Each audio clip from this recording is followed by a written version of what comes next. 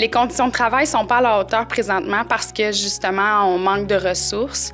On nous demande aussi de faire beaucoup de tâches administratives qui nous demandent beaucoup de temps dans l'horaire qui est surchargé. Bien évidemment, si les conditions étaient si excellentes que ça, on se poserait pas la question. Il n'y aurait pas de pénurie. Si c'était si merveilleux, on n'en serait pas là à se parler de pénurie.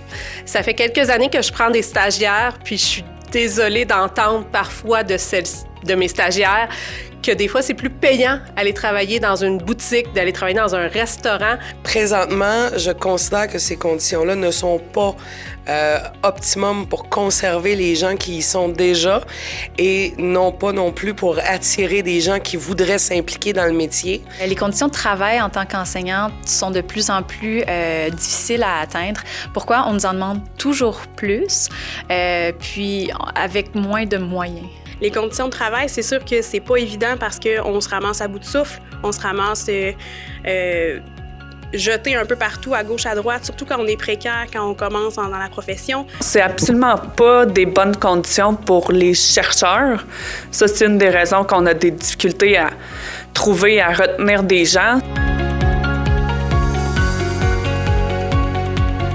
À la CSQ, on est là. À la CSQ, on est là. À la CSQ, on est là. À la CSQ, on est là. À la CSQ, on est là.